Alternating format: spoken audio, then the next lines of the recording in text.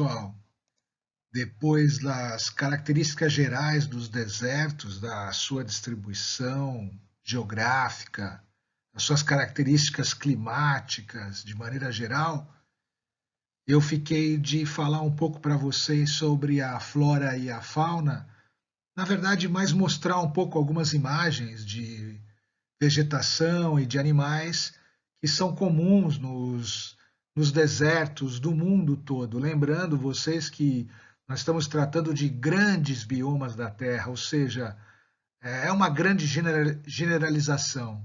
Existem desertos frios, desertos quentes. O que caracteriza um deserto é a baixa umidade.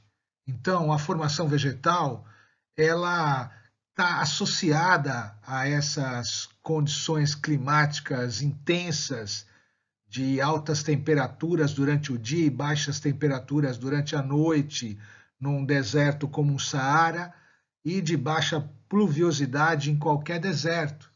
Então, a formação vegetal, normalmente, ela é rasteira, ela é escassa, ela é composta de arbustos, de plantas cactáceas e também de plantas herbáceas. Aqui nós vemos algumas imagens desse tipo de plantas no deserto do Atacama. Veja a característica rasteira desse tipo de vegetação. As plantas de deserto são chamadas xerófilas. São plantas que, ao invés de folhas, possuem espinhos que apresentam mecanismos que armazenam a água em seus caules.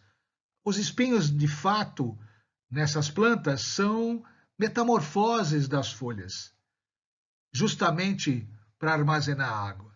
As plantas pratófitas são aquelas que têm grandes raízes subterrâneas e essas raízes são capazes de acumular água para a sua sobrevivência.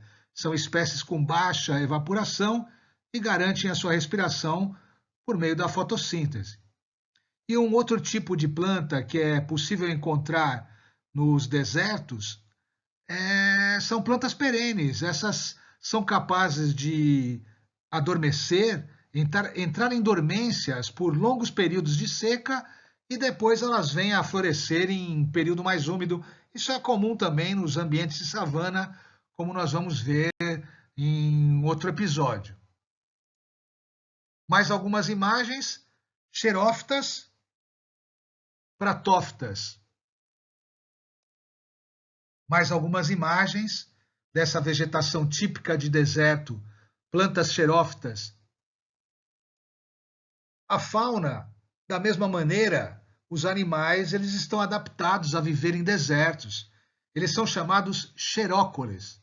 A fauna dos desertos ela está limitada pelas condições extremas, sendo composta predominantemente por animais roedores, como os ratos, cangurus, marmotas, répteis, cobras e lagartos, escorpiões e insetos.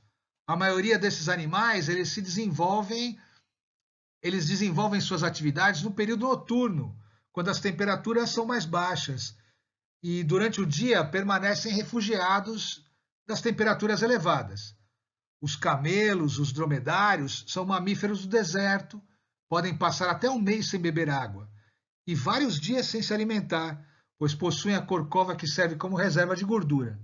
Bom, eu estou falando de animais de desertos quentes, né? Mais algumas imagens de alguns animais e eu gostaria de chamar a atenção que os animais eles se deslocam.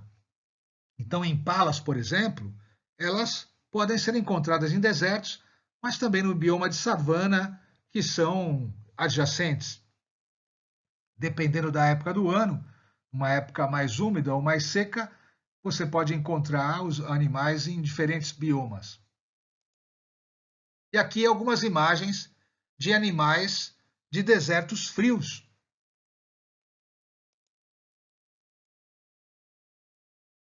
Para finalizar, eu gostaria de falar um pouco sobre o processo de desertificação. As secas, a degradação de terras e a desertificação apresentam diversos problemas para os países em desenvolvimento e ocorrem em mais de 100 países no mundo. As secas, elas são fenômenos naturais que podem causar consideráveis desequilíbrios hidrológicos, afetando negativamente a agricultura e o bem-estar de toda a população que habita nesses locais. A desertificação e a degradação de terras já resultam de fatores como as variações climáticas em conjunto com a ação humana, como o desmatamento, provocando perda de biodiversidade e da camada cultivável do solo, causando impactos ambientais, sociais e econômicos. O processo de desertificação é causado por diversas coisas, como o desmatamento de áreas com vegetação nativa, o uso intenso do solo, tanto na agricultura quanto na pecuária, e as práticas inadequadas de irrigação.